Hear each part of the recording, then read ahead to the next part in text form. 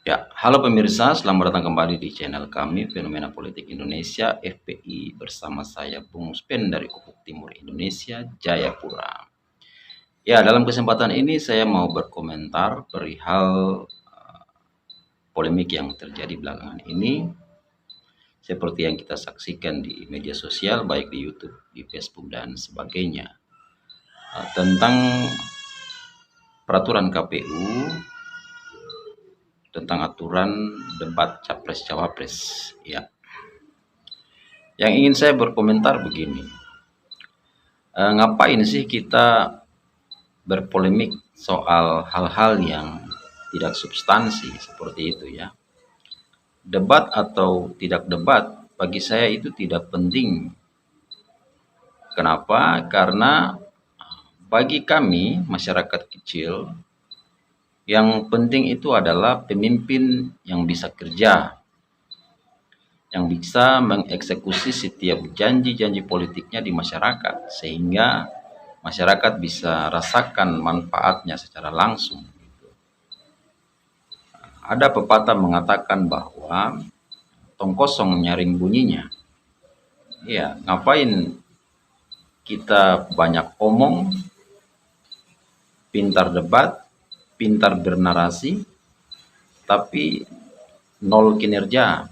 Nah, itu kan tidak ada gunanya, itu tidak ada manfaatnya. Ya, dan saya sangat yakin bahwa ada banyak orang di Indonesia, bahkan mungkin jumlahnya bisa ratusan juta yang punya pandangan yang sama seperti saya, bahwa kami butuh pemimpin yang pintar kerja, bukan pintar debat. Begitu. Ya, saya tidak tahu apa motivasi daripada pihak-pihak yang tidak setuju dengan aturan debat ini, di mana ada 5 kali debat, yang 3 kali adalah debat capres dan 2 kali adalah debat cawapres. Ya, saya tidak tahu apa motivasi dari pihak-pihak yang tidak setuju dengan aturan debat yang dibuat oleh KPU saat ini. Saya menduga ada rencana jahat mereka atau pemikiran busuk mereka, pemikiran licik mereka. Mereka kan remehkan Mas Gibran. Mereka menganggap bahwa Mas Gibran tidak punya kemampuan untuk berdebat.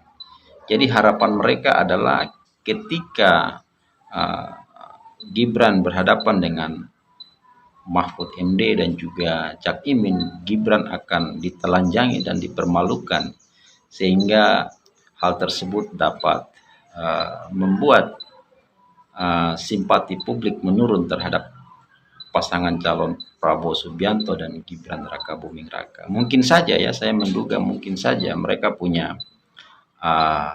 harapannya seperti itu. Dan bagi saya sangat menjijikkan kalau sampai ada pihak-pihak tertentu yang punya pemikiran bodoh seperti itu ya. Licik. Ini sangat luar biasa kalau sampai motivasi mereka seperti itu. Ini saya cuma menduga. Ya. Tapi saya secara pribadi saya setuju bahwa debat itu harus ada, dan bila perlu ketika debat cawapres tidak usah didampingi oleh capres. Dan saya sangat yakin dan percaya bahwa Mas Gibran mampu melakukan debat dengan sebaik mungkin. Dan justru mungkin dengan begitu masyarakat dapat menonton, menyaksikan dan melihat kemampuan dari Mas Gibran. Itu saya sangat yakin dan percaya. Tapi terlepas dari itu, yang paling penting kembali ke hal yang substansi tadi, bahwa masyarakat kita butuh pemimpin yang bisa kerja, pemimpin yang bisa menahan diri dalam menghadapi setiap tantangan dan serangan.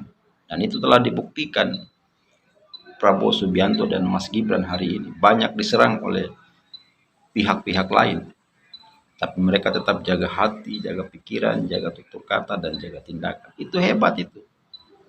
Coba kalau sebaliknya, kalian-kalian yang menyerang ini, Kalau kalian dapat tekanan, dapat serangan, waduh, ngomelnya minta ampun. Nah, ini kan membuktikan siapa yang kuat sebenarnya. Orang kuat adalah orang yang bisa menghadapi setiap tantangan, setiap tekanan, setiap serangan, setiap caci maki dengan santai, dengan tenang. Ini luar biasa. Dan saya lihat itu ada pada Jokowi dan keluarganya. Dan ketika Prabowo Subianto bergabung dengan pemerintahan, Prabowo Subianto ketularan hal-hal baik dari Pak Jokowi, seperti itu. Iya. Kalau kita lihat sosok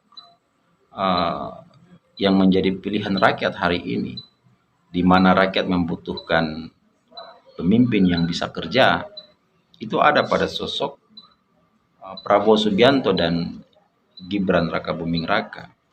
Karena penilaian publik itu bukan ditentukan pada saat debat, tetapi kinerja mereka selama ini atau selama mereka berkecimpung di dalam dunia politik. Contohnya Pak Prabowo.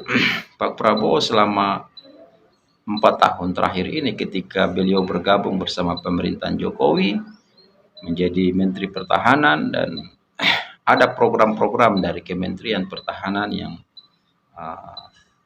sudah dilakukan dan itu sudah dirasakan manfaatnya oleh masyarakat. Salah satunya adalah program air bersih, dan penggagasnya adalah Pak Prabowo Subianto. Kemudian kalau kita lihat Mas Gibran itu seseorang yang mandiri. Dia latar belakang seorang pengusaha, lalu terjun ke dunia politik dan dipercayakan rakyat untuk memimpin Solo selama 2 tahun terakhir ini. Sampai hari ini beliau masih wali kota Solo. Itu kinerjanya sudah nyata di masyarakat, bisa saja dilihat, bisa dicek saja di YouTube dan di media sosial. Kinerja dari Mas Gibran itu sudah sangat terbukti. Nah, baru 2,5 tahun saja dia bekerja, sudah nampak hasilnya, baik itu infrastruktur dan juga ekonomi dan sebagainya. Nah, marilah kita berikan kepercayaan yang lebih besar.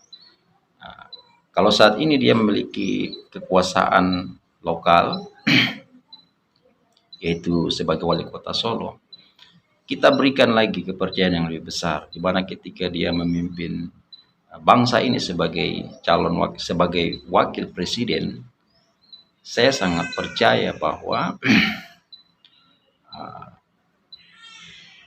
seperti yang sudah dikerjakan di kota Solo itu, dia akan mengerjakannya juga di seluruh wilayah, di seluruh Indonesia.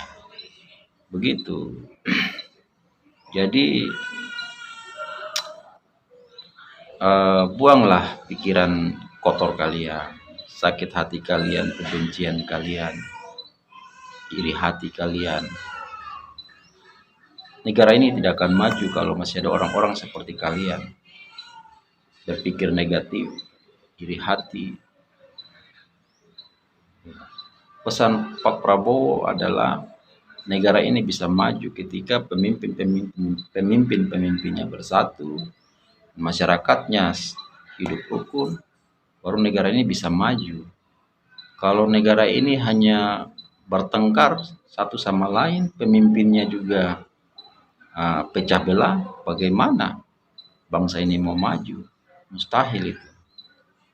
Ya, sekian.